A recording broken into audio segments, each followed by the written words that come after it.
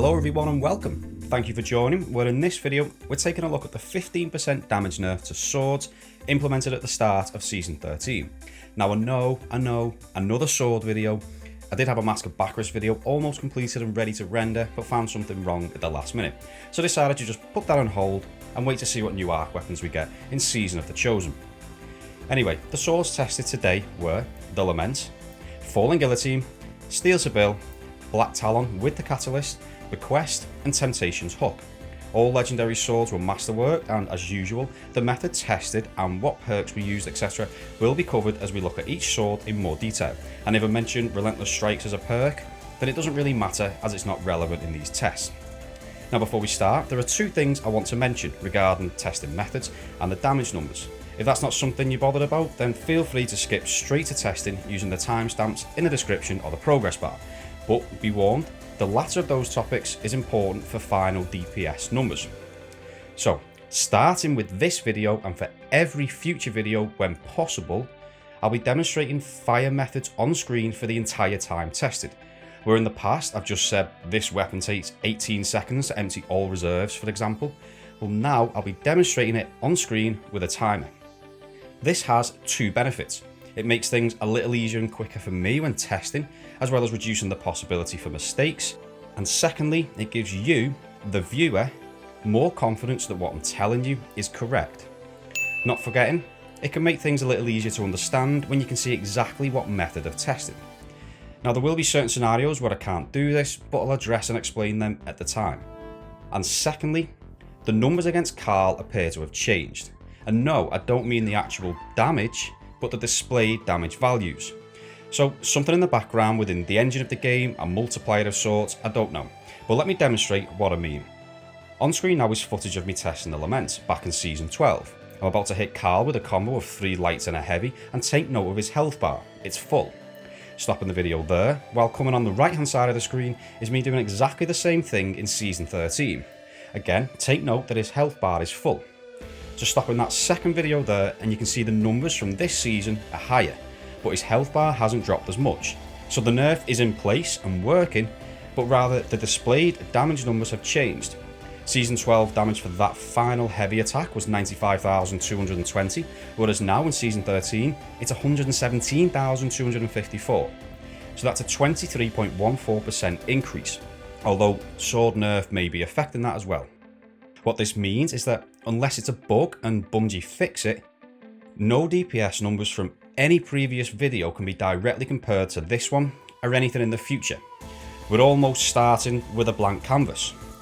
Also, another change while we have these clips on screen, the Banshee's whale text in-game has been changed to slice and dice. So in no particular order, sword number 1, the Lament.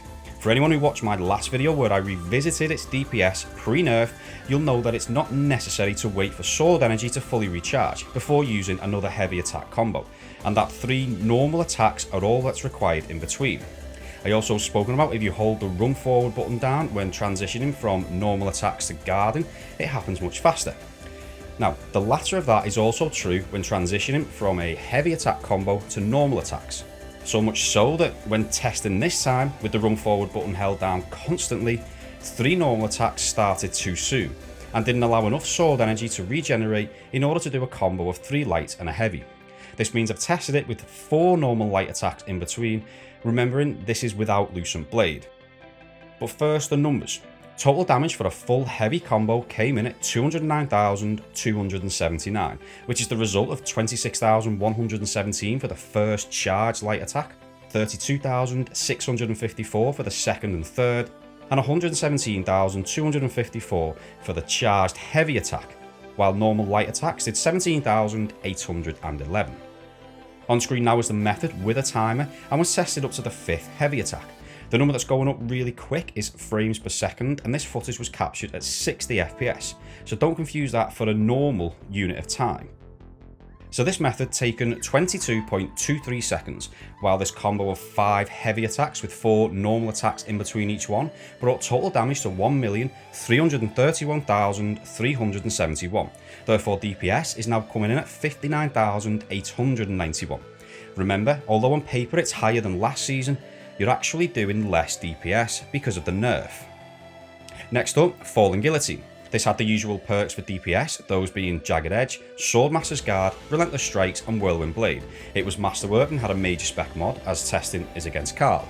Base light attack damage was 17,568 and went all the way up to 22,839 when Whirlwind Blade was procced at ×5, and heavy attack damage with the same buff was 78,035, which consisted of 6 lots of 13,799. The method tested, with the run forward button held down throughout, was to start with 5 light attacks followed by a heavy, and then a repeated cycle of 8 light attacks followed by a heavy. And that was all the way up to the 4th heavy attack. Total time for this was 19.68 seconds, which you'll see on screen now. Total damage came in at 989,093, therefore DPS is 50,259. Now I know what some of you are probably thinking. With Swordmaster's Guard, you only need to do 7 attacks in between each heavy. But this takes me back to the situation with the Lament, where holding down the run forward button allows you to transition between different attacks quicker. With Falling Guillotine, this increased speed that your character goes from heavy attacks to light attacks means sword energy hasn't fully recharged after 7. Now, sword energy charge rate does not change, so doing 8 light attacks in the same amount of time as you would normally do 7 is not a bad thing. Let me demonstrate on screen now, with the run forward button pressed down in the clip on the left and not so in the clip on the right. They both start their second heavy attack at almost the exact same time, but the clip on the left has one more light attack, so has done an extra 22,839 damage in just this one cycle, which is good. For those wondering what the difference between the two is, for 8 light attacks, the second heavy is just 7 frames behind, which is a mere 0.12 seconds. And now it's Steel Sybil. The perks tested were Jagged Edge, Relentless Strikes and Whirlwind Blade. I don't have one with Swordmaster's Guard, so I can't test that properly. It was also masterworked and had a major spec mod. So base damage for light attacks came in at 17,569 and went up to 22,839 with Whirlwind Blade fully procced, the same as Falling Guillotine. Heavy attack damage, however, with the buff was 78,035, which is less than Falling Guillotine.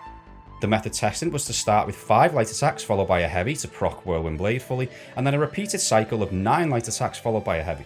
This is the same as previous sword testing, as it turns out I was holding the run forward button down for those videos as well. With the ammo available, I was able to do 4 full heavy attacks, so that's what the numbers are based on. Total time to do this was 20.12 seconds, and total damage came in at 1,027,174. Therefore DPS is 51,052. So still slightly ahead of Falling Guillotine, even without Swordmaster's Guard.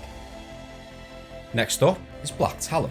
The catalyst was included and it boosts heavy attack damage for a short period of time if you receive damage after or during guarding, but to achieve maximum damage, sword energy must be full.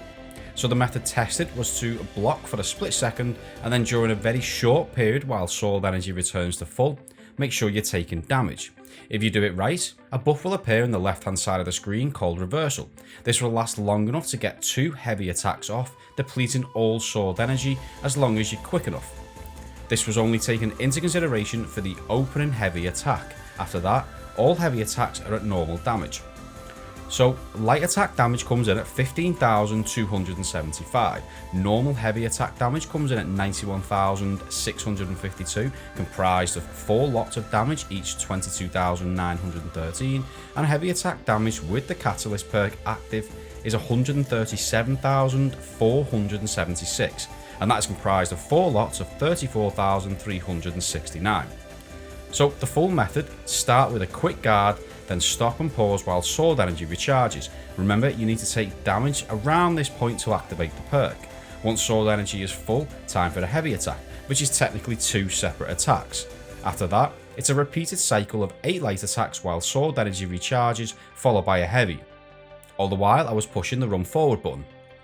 I had enough ammo to test with 4 heavy attacks, so altogether it's taken 16.65 seconds. Total damage for this full method was 779,032, therefore DPS is 46,789.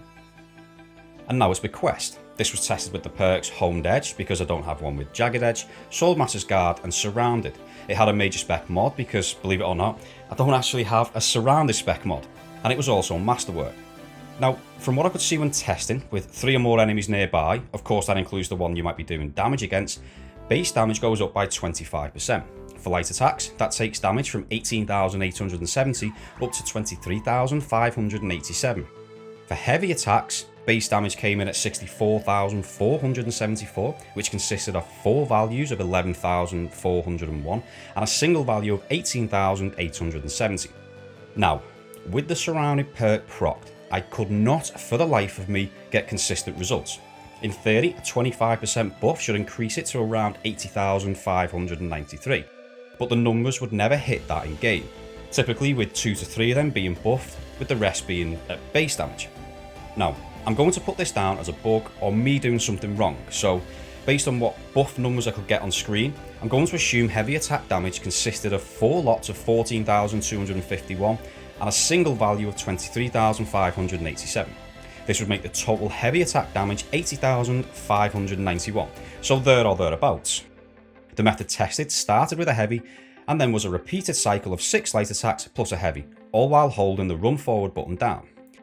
Now, because typically it's going to be unlikely that you'll have the surrounded perk active for that long, after the 3rd heavy attack I've used base numbers, just to give us an idea of what this sword is like without the surrounded perk proc, which you'll see very clearly when we get to the graph. Now, total time for this came in at 21.42 seconds and total damage was 1,057,899. Therefore, DPS for this method is 49,388. And finally, it's Temptation's Hook. This has never been a strong sword when it comes to DPS, but I always like to include it anyway. It was tested with the perks Jagged Edge, Swordmaster's Guard, Relentless Strikes and Whirlwind Blade. It was also masterworked and had a major spec mod. Base light attack damage was 15,291 and went all the way up to 19,878 with Whirlwind Blade procced at ×5. Fully buffed heavy attack damage was 59,640 and consisted of 10 lots of 5,964. The method tested was the same as that of Falling Guillotine and Steel Sybil, in that you start with 6 light attacks followed by a heavy, but during the repeated cycle, for this sword it's just 6 light attacks required to allow sword energy to fully recharge before a heavy attack, of which the testing ended on the 4th. Total time to do this was just 16 seconds and total damage came in at 681,998, therefore DPS is 42,625. A small table is coming onto the screen now, summarising the damage and DPS for each sword in ranked order, highest to lowest. Pause the video now if you want a little more time to look at this, as it's time for the graph. So sticking to the order tested, it's the Lament first. Now, some eagle-eyed viewers that have watched previous videos with this sword may have noticed that I've removed the short flat where you transition from a light attack to guarding, and that's simply because now that you can reduce that delay massively by pressing the run forward button, I just didn't see the need to include it on the graph. The downtime has still been taken into consideration, of course, I'm just not giving it its own small section on screen. Next up is Falling Guillotine.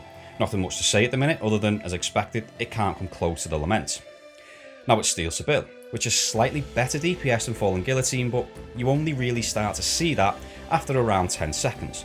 During the start, where you proc Whirlwind Blade with 5 light attacks and then do a heavy, Falling Guillotine is actually ahead, although it's by an extremely small amount. Black Talon now, and it has excellent burst damage, but after that it falls off massively, with light attack damage coming in at only 15,275. It's the lowest in the test. It's lower than those weapons with Whirlwind Blade before you even proc the perk. Now, the opening segment of damage where you utilise the catalyst propels this sword ahead of everything else except for the Lament, although it's not far behind. After that though, I haven't included damage with the catalyst perk because when in the heat of the moment in game, it's unlikely that you'll be able to guarantee you'll receive damage at just the right moment as sword energy fully replenishes before you use a heavy. And if you're being shot at constantly throughout this period, there's a good chance you'll be dead, especially if it's difficult endgame content. Burst damage, on the other hand, is arguably the best of all swords in reality. Yes, the Lament does more damage in the first couple of seconds, but this requires you to be up close and personal with the target. Black Talon, on the other hand, its heavy attack is ranged, so you can pop out from behind cover, proc the catalyst perk, reversal, use it from range, and then duck behind cover again. Bequest now. So with the surrounded perk proc, it's ahead of Fallen Guillotine and Steel Sybil by a significant margin, and is almost rubbing shoulders with the Laments, although Not quite. But just before the 10-second mark, you can see the damage starts to fall off when I revert back to base damage numbers, so without the surrounded perk procced. If you don't have this perk activated at all, I predict DPS would be similar to Temptation's Hook, maybe a little higher. Speaking of which, here it is, and as expected, it's sitting at the bottom and can't compete with other swords. But let's not forget, this is a legendary sword with a ranged heavy attack, so it will have its uses. Overall, there are no big surprises. Black Talon has excellent burst DPS if you can proc the Catalyst, and since it's a ranged attack, it's more versatile than normal. Bequest with the surrounded perk procced isn't far off the Lament, and I believe would be even better again with a surrounded spec mod. And the Lament still retains the crown, while Temptation's Hook sits at the bottom. And on that note, it's all from me. So apologies again for the long periods of time between video releases. Like I said, I had a Mask of Bequest one that would have been uploaded recently, but because of the delay, it would have only been a couple of days before the new season. So I decided to put her on hold for now to see what new arc weapons we get. Hopefully, it will be rocket launchers next, but I need to start doing some serious grinding now for weapons with the right perks. I hope you enjoyed the video. If you did, don't forget to like and subscribe and give me any feedback in the comments down below, particularly what you might think about the new transparency with testing times. As always, thank you very much for watching. I'll see you next time.